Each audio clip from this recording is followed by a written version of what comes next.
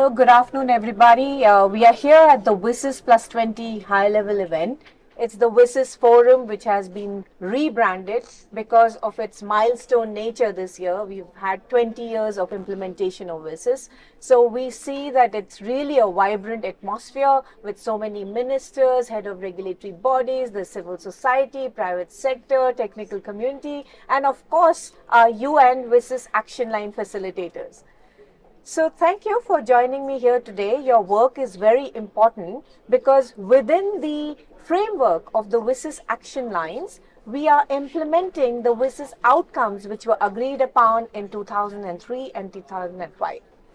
Dennis, I would like to start with you. UNDESA works with several UN agencies and stakeholders to implement the action lines, which are really along collaboration, e-governance, and providing a service to citizens.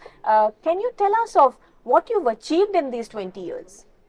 Thank you, Gitanjali. And first of all, thank you to the ITU again for organizing the WSIS Forum. UNDESA is responsible for promotion of ICTs, C7 e-government and international collaboration, C11.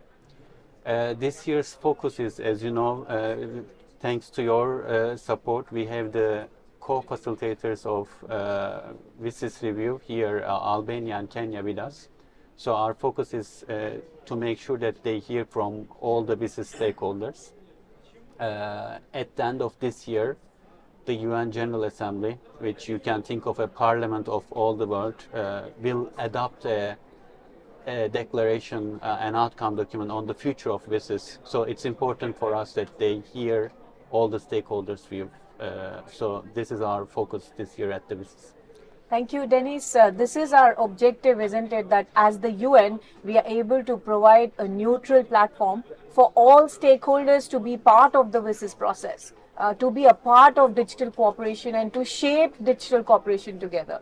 Thank you. I'd like to move on to Derek, who facilitates the action line on e-health. So similarly there, Derek, we've seen that the use of artificial intelligence, the whole digital component has really grown a lot in the action line e-health, especially since COVID. So what have you really achieved around this area of e-health? Thank you so much, Gitanjali. At WHO, we have been co-facilitating the action line on e-health for 20 years, by the way, since 2005. Our member states have given us 3 resolutions, and in recent times, our member states have given us a global strategy on digital health, which is framed around the World Summit on the Information Society. It's right in the preamble of the global strategy on digital health. And so we recently put in place a mechanism to foster international collaboration called the Global Initiative on Digital Health. And as you pointed out, we have seen tremendous uptake since COVID on the uptake of e-health, which we now call digital health solutions, from artificial intelligence to telemedicine to electronic learning to electronic medical record systems and etc. And so through the lens of the Global Initiative on Digital Health, we are working with partners through the WSIS platform to consolidate efforts in member states to scale. And artificial intelligence is one of the areas that have seen tremendous uptake. And so at WHO, we've released a number of guidance from the governance and of artificial intelligence, including ethics. And this also includes trainings around artificial intelligence and etc. And so the platform has given us an opportunity to work with the private sector, to work with academia, civil society, and all actors that are involved in this particular action line through the lens of the Global Initiative on Digital Health and the Global Strategy on Digital Health. Thank you, Derek. Marielza, you know, we've seen e-environment evolve in 20 years. There have been so many challenges, but also opportunities that technology brings to mitigate all these risks, the climate risks. So along with WMO, we've been working to explore what can be done all these 20 years. Can you share with us how we've evolved in these 20 years in terms of climate action and digital? Over to you. Well, thank you very much, Gitanjali. We have achieved a lot of things within the past 20 years. We started mentioning the use of technologies for climate monitoring. And now we see that it is important to monitor the environment, but not only to monitor, it's also to have the data ready. And the data is important so that we can send out alerts when we see that it is necessary. And why? Because the climate change, we are now facing more strong hazards, and those hazards are having these tremendous disasters that are affecting a lot of people. Before, we didn't have the means to communicate with all, but now we have the technologies in place to disseminate an early warning alert to people that are at risk. So we are working with a lot of different UN agencies to foster and to facilitate the implementation of early warning systems using all types of technologies, and also to monitor the environment, to continue monitoring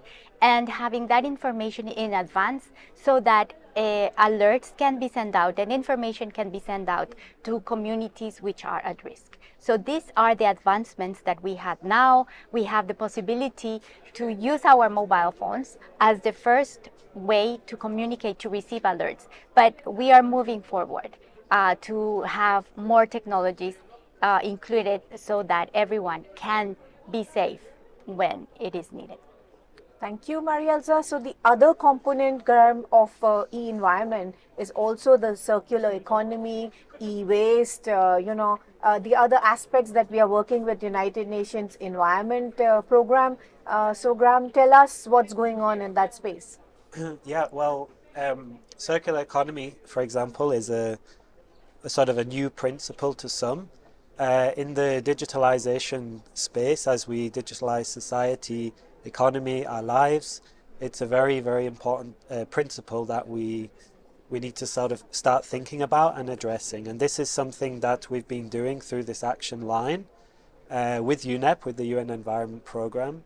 I give you a quick statistic: 62 million tons of e-waste is generated per year, according to the Global E-Waste Monitor. So if we think about all of the e-waste that we're generating from the things that we are digitalizing, from the tech products that we are using, the services, etc., we also must consider what materials are going into those products. Mm-hmm. And that material composition and that material consumption is becoming a big issue. And that's something that ITU and the UN Environment Programme and other partners will continue to work on, looking at the data, looking at the legislative side, who is regulating this space. And that's on the material side. And then when we also look at the energy, the consumption, the use of energy, and the greenhouse gases emitted from the use of these products and services, that's a whole other area. So this action line is very important, the work it's done, and going forward as we address these issues. Thank you, Graham. Over to Radka. Radka, you're implementing a very important action line, e-business, expanded to digital trade all over these years. So what have you been doing here and how has it evolved? Thank you so much. So indeed, especially the recent years such as COVID showed how much e-commerce and e-business can really help people get empowered through their activities. And we see that the postal network, with over 650,000 post offices, most of which are located in rural and remote areas. So we see how this postal network can play really a key role in helping people get online and get empowered through e-commerce. And we see it especially with regard to MSMEs, small businesses, women entrepreneurs, artisans, how the post offices, which often serve as really community anchor institutions, how they can, if they are properly digitalized, how they can really help people get online and get their businesses, including through export-import facilities. And this is where the UPU is trying to help, together with our partners, UNCTAD, but also ITC with their programs.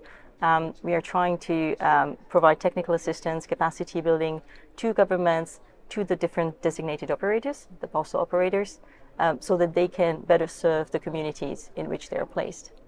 Thank you, Radka. So this year, as we discussed, we have completed 20 years of the WSIS implementation process, and the United Nations General Assembly will review our progress, and as Denise mentioned, there will be an outcome document which will be approved and will capture a vision for WSIS beyond 2025. So as UN Action Line Facilitators who are very actively implementing these actions on the ground, what is the one sentence that you want to give to the UNGA overall review? Why is your action line important?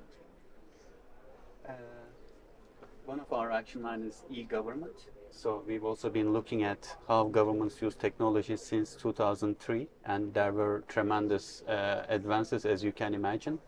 So in order to better serve people with technologies, and especially with the use of AI, to make sure that right services are provided, we need to continue to work on that.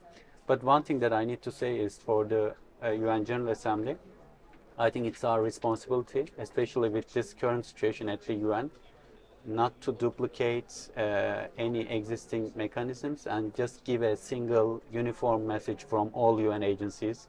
And with that, I think UN Group on Information Society, our group, can serve as a mechanism to make sure that we send the right message to member states. Thank you, Dennis. You're referring to the UNGIS, as we call it. Yes. Yeah. Thank you. Over to Derek. I'd agree with Dennis said the importance of UNGIS. For our action line, we recognize that the WSIS framework is the framing of our global strategy on digital health. We acknowledge that the use of technology to advancing universal health coverage and to ensure that we leave no one behind remains critical. So the health-related SDGs that are described in the SDG platform, the framework itself, can be fast-tracked by the use of this particular platform. And so would be appealing for us to continue the journey as we progress towards the 2030 agenda. And for us, universal health coverage, leaving no one behind, is our grand goal, and multilateral coordination with all partners remains critical for us to attain this particular agenda. I'll just add 2 more points there. In our action line, we have begun to recognize that for us to really fast-track the health-related SDGs, investments in digital public infrastructure and leveraging emerging technologies such as AI will be critical for us to have a sustained implementation of e-health in the e-health action line. Thank you, Derek. Marielsa? Okay, so from our perspective, using technologies to support countries to become more resilient to disasters. So there's a lot of work that we have to do. And we have the possibility, if we gather all efforts from all entities, because technologies are cross-cutting. We all use technologies every day. And the work that we are doing through this action line on using technologies to monitor the environment, to have better data, and to let everyone have access to communications and to receive alerts, that is a lot of work that we have. But we have now the means to do this, and we will achieve that, gathering all efforts and also taking advantage of different initiatives that we are all collaborating, like for example the Early Warning for All initiative that was launched, and this is an opportunity for everyone to gather our all efforts and to provide that information to communities so they can become more resilient to disasters using technologies. Thank you. Gara? Sustainable digital transformation, I think this is essential. For me, three key things going forward. One is the material side, so the materials going into this transformation. The physical or the tangible waste, which I've said is e-waste, and the intangible waste, which is the greenhouse gas emissions. And having the ICT sector and the environment sector at the UN level, ITU and UNEP, but also at the national level, the ministries of ICT regulators, environment ministries and regulators working together to address this going forward. Thank you, Graham. Radka? many people said three things. I cannot say anything less. So also three things. First of all, I would like to really commend events like these because this is where all the UN family gets together and we can exchange. And these are really the exchanges that help all of us, I think, to try to find synergies, try to find ways where we can cooperate together. So really, thank you so much for this event. The second thing is I would like to stress the need for true digital inclusion, which I think goes beyond just bridging the digital divides, because we have seen in the digital transformation efforts that they often address the needs of the easiest to reach populations first, which means people usually in big cities. And then we see that those who are, the marginalized populations, those in remote areas, they are often left behind. So we need to do the extra mile to try to address their needs as well. And the third one is I would like to also highlight the need for a multi-channel service delivery, which means oftentimes people lack digital skills, they lack access, and they lack meaningful content. And sometimes what they would appreciate is to have a human at the end. This is something we see, for instance, in those community service institutions such as post offices, but it can also be libraries or schools, where there's always a person that they can turn to and that can help them get online, explain them. It's sort of a hold-handing exercise that maybe sometimes people in those remote areas need. Thank you. Thank you, Radka. So you reminded us that the WSIS process was about people. Why this was created was to bring technology to the people. So of course we are mindful that we cannot leave the whole process to emerging technologies, to AI, but we need to ensure that the compassion, the translation of the capacity building, we have the human element in it as well. So as you heard our action line facilitators today, WSIS is the UN in action. We are all working together hand in hand, right from the United Nations Group on Information Society to the different WSIS action lines that we facilitate. We do have a roadmap of WSIS action lines, which ITU action lines have already completed, but we also welcome the other action line facilitators to use that template, which has been approved by the ITU member states. So thank you very much and enjoy the rest of the week here.